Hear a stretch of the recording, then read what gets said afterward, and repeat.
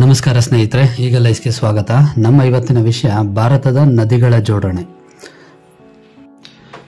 December 25, 2024 ಕೆನ್ವಾ Betwa link ಪ್ರಾಜೆಕ್ಟ್ಗೆ ಚಾಲನೆಯೂ ದೊರೆತಿದೆ.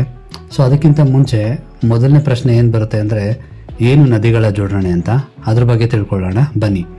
So ಈ ನದಿಗಳ ಜೋಡಣೆ ಅಂದರೆ ಏನು, ಇದು ಯಾವಾಗ ಶುರುವಾಯಿತು? ಇದು ಭಾರತದಲ್ಲಿ 1919ರಲ್ಲಿ ಸರ್ ಆರ್ಥರ್ ಕಾಟನ್ ಅವರು ಮೊದಲನೇ ಬಾರಿಗೆ ಇದನ್ನು ಪ್ರಸ್ತಾಪಿಸ್ತಾರೆ. ಸೊ ಆದರೆ ಇದನ್ನು ಕಾರ್ಯರೂಪಕ್ಕೆ ತರಕ್ಕಾಗಲ್ಲ. 1960ರಲ್ಲಿ ಇಂಧನ ಮತ್ತು ನೀರಾವರಿ ರಾಜ್ಯ ಸಚಿವರಾಗಿದ್ದ KL ರಾವ್ ಅವರು ಗಂಗಾ ಮತ್ತು ಕಾವೇರಿ ನದಿಗಳನ್ನ ಜೋಡಿಸುವಂಥ ಸಲಹೆನೂ ಕೊಡ್ತಾರೆ. ಮತ್ತೆ ಇದ್ರ ಪ್ರಸ್ತಾಪಕ್ಕೆ ಬರುತ್ತೆ, ಆದರೆ ಇದು ಮತ್ತೆ ಕಾರ್ಯರೂಪಕ್ಕೆ ಬರಲ್ಲ. ಅದಾದಮೇಲೆ ಮಾಜಿ ಪ್ರಧಾನಿ ಇಂದಿರಾ ಗಾಂಧಿ ಅವರು 1982ರಲ್ಲಿ ರಾಷ್ಟ್ರೀಯ ಜಲ ಅಭಿವೃದ್ಧಿ ಸಂಸ್ಥೆಯನ್ನು ಸ್ಥಾಪಿಸ್ತಾರೆ. 2002 ಮತ್ತು 2002ರಲ್ಲಿ ಸರ್ಕಾರಕ್ಕೆ 2003ರೊಳಗೆ ನದಿಗಳ ಯೋಜನೆಯನ್ನು ಪೂರ್ಣಗೊಳಿಸಬೇಕು ಅಂತ ಅನ್ಕೋತಾರೆ. ಮತ್ತು 2016ರೊಳಗೆ ಅದು ಕಾರ್ಯರೂಪಕ್ಕೆ ತರಬೇಕು ಅಂತ ಸುಪ್ರೀಂ ಕೋರ್ಟ್ ಆದೇಶನೂ ನೀಡುತ್ತೆ. ಈ ಸಮಸ್ಯೆ ಪರಿಹರಿಸಲು ಸರ್ಕಾರ 2003ರಲ್ಲಿ ಒಂದು ತಂಡನ ರಚಿಸುತ್ತೆ. ಕೆನ್ವಾ ಬೆಟ್ವಾ ನದಿ ಜೋಡಣೆ ಯೋಜನೆಯನ್ನು 2014ರಲ್ಲಿ ಕ್ಯಾಬಿನೆಟ್ ಅನುಮೋದಿಸುತ್ತೆ. ಆದರೆ ಇದಕ್ಕೆ ತೀವ್ರ ಪ್ರತಿರೋಧ ಇರುತ್ತೆ. ಯಾರಿಂದ ಅಂದರೆ ಪರಿಸರವಾದಿಗಳಿಂದ. ಹಾಗಾಗಿ ಈ ಪ್ರಾಜೆಕ್ಟ್ನ ಕೈಗೆತ್ಕೊಳ್ಳೋಕ್ಕಾಗದೇ ಇಲ್ಲ.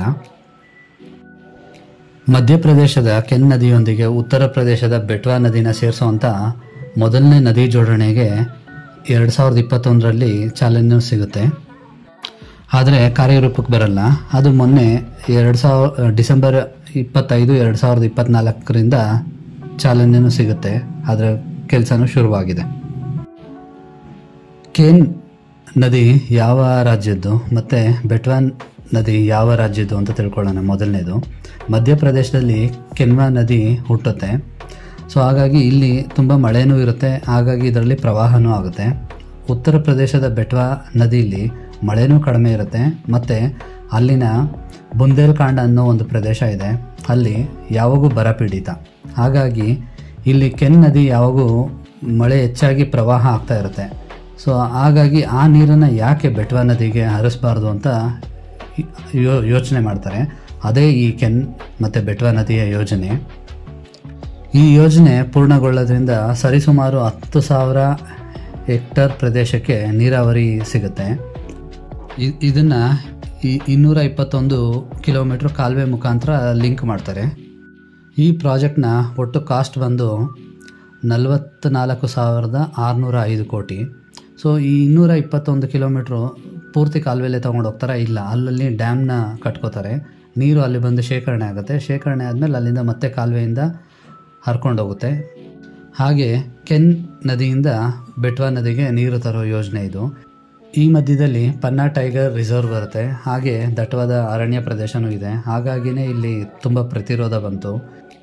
ಇಲ್ಲಿ ಕಾಡು ಪ್ರಾಣಿಗಳಿಗೆ ತೊಂದರೆ ಆಗುತ್ತೆ ಮತ್ತು ಮರಗಳನ್ನ ಕಡಿಬೇಕಾಗತ್ತೆ. ಸರಿಸುಮಾರು 60,000ಕ್ಕಿಂತ ಹೆಚ್ಚು ಮರಗಳನ್ನ ಕಡಿಬೇಕಾಗತ್ತೆ. ಹಾಗಾಗಿ ಇದರಿಂದ ಇದನ್ನು ಪ್ರತಿರೋಧಿಸ್ತಾನೆ ಬಂದರು. ಸೊ ಫೈನಲಿ ಈ ಪ್ರಾಜೆಕ್ಟ್ ಟೇಕ್ ಆಫ್ ಆಗಿದೆ.